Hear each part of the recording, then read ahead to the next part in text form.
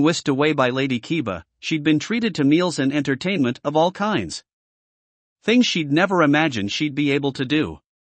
Now it was nighttime, and Lady Kiba had decided to take them to a fireworks show. After paying to be in the area, they arrived at an open field, filled with people laying on blankets, waiting for the show to start. "Where are we going to sit, Lady Kiba?" Hinata asked eagerly.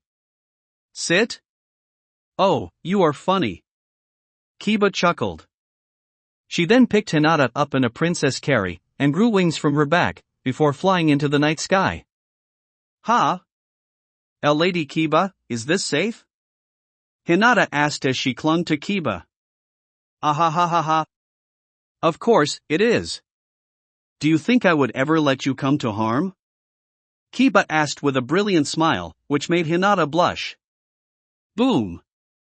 Suddenly the fireworks show started, fireworks flying into the air, and exploding into bursts of color. Wow! Hinata gasped as she got a real close look at the fireworks. Kiba looked at both the fireworks and Hinata's overjoyed smile and felt full. Yes. They're quite dazzling. XXXXXXXXXXXXXXXXXXX. After the show, they left on the sidewalk. "It seems like our time together has come to an end," Kiba said, causing all the joy to immediately leave Hinata's face, replaced by a deep, deep sadness. "I know it must be painful. But I have a home to return to. Do you have anywhere to drop you off?" I live at an orphanage." Hinata answered shyly. It was clear something was on her mind. She wanted to say something, but she wasn't sure if she should. Do they treat you well at this orphanage?" Kiba asked. "Not really," Hinata answered honestly. "They don't feed us very much." "I see. We'll have to tell my caretaker about this. He'll get that taken care of," Kiba said reassuringly. "Don't worry, little one, he'll make sure the next caretakers of your orphanage never make you go hungry. Lady Kiba, can I become your sword?" Hinata said, bowing at Kiba so she could reach the handle on the back of her head. I've always wanted someone really strong and cool who could wield me. So could you, do that? Become my sword? Kiba recalled what those children were talking about earlier. I see. So your quirk turns you into a sword? Yes. Hinata answered. But I've never found anyone I wanted to use me. So I've never really been used to fighting before. I see what you're saying. It's unlikely you'll find anyone as amazing as me ever again, Kiba said with a frown. But my power might be too much for you to handle. The last thing I'd want is for you to snap. I can take it, Hinata said, not knowing if that was true, but desperately wanting to convince Kiba. I'm sure I can be a powerful sword for Lady Kiba. The best sword there is. I promise. Kiba looked at her for a while, thinking about the matter for a bit, before sighing. Very well. I'll give you a test. Kiba then grabbed the hilt, and they were bathed in a sea of light. Kiba closed her eyes and felt something. She wasn't sure exactly what it was, but if she had to describe it, she'd say it was something connecting to her. When the light died down, and everyone could see again, Hinata was gone, and in her place was a beautiful katana, with a red blade, and black and gold handle.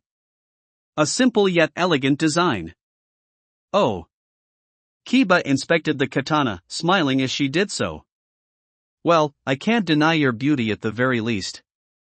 Thank you, Lady Kiba. Hinata said, communicating with Kiba via telepathy. Telepathy? Kiba remarked, rather shocked by this unforeseen ability. Interesting. But we can talk about that more matter if you pass the test. Seikyo. I want you to make a small barrier. If I slash through it, make another one, but stronger. This way we can test if Hinata can handle my strength. Simple enough, Seikyo said, doing as she was told and creating a small circular barrier in front of Kiba. Do your worst. Kiba held up the sword. Are you ready, Hinata?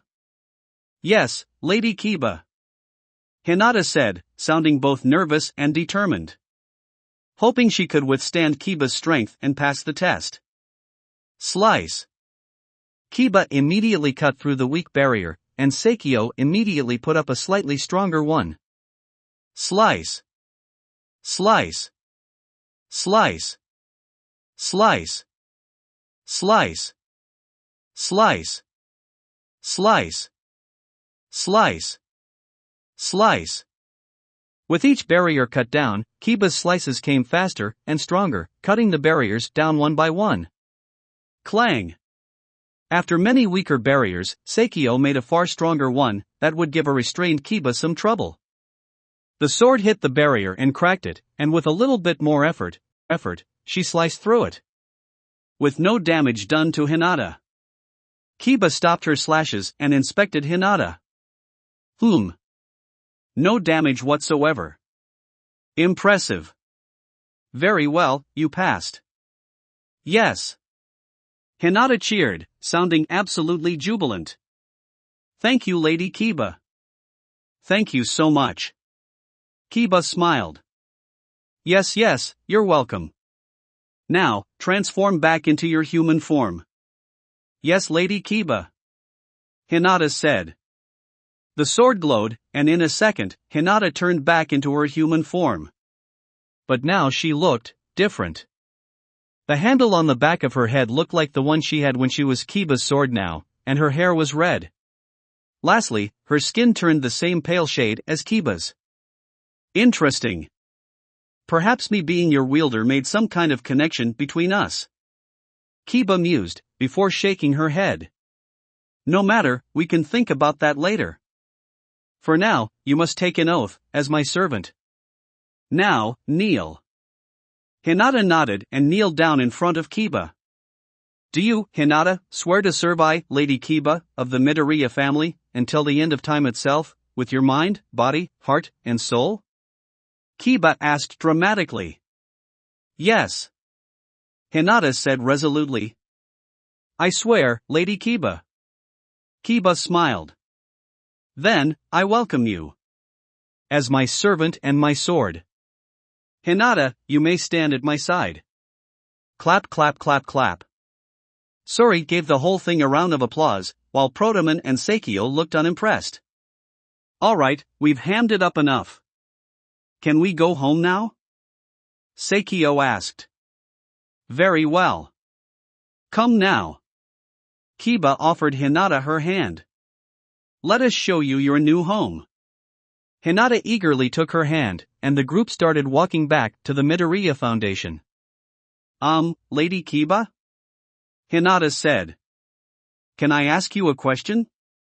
Yes. Kiba said. I'm really grateful, but why did you do all of this for me in the first place? Hinata asked. She'd wondered that the entire time, but she was a bit too busy not looking a gift horse in the mouth to actually ask the question. I was just a stranger, but you were so nice to me. And you brought me to all these amazing places. Why? Kiba smiled. Simple. Because I wanted to. I was in a position not too different from yours a while ago. And I understand the joy receiving a helping hand from a kind stranger can bring. And being that helping hand brings its own wonderful joy. I guess you can say, I enjoyed making you happy. Ah. Hinata stared at Kiba in awe once more, this time from the sheer kindness she emitted. Tears came down from her eyes, as her words touched her. Lady Kiba. I promise I'll make you happy too. I swear. Kiba giggled and patted her head. Please do, my faithful servant. Please do. Chapter 244, Just Another Day. Sansen, where are we going? Fuku asked as the slime girl led her, Shiruku, and Kano through the forest. Art, Sansen said simply as they led them further in. It didn't take them long to find what Sansen was talking about. It was a small lake and an extremely radiant one at that.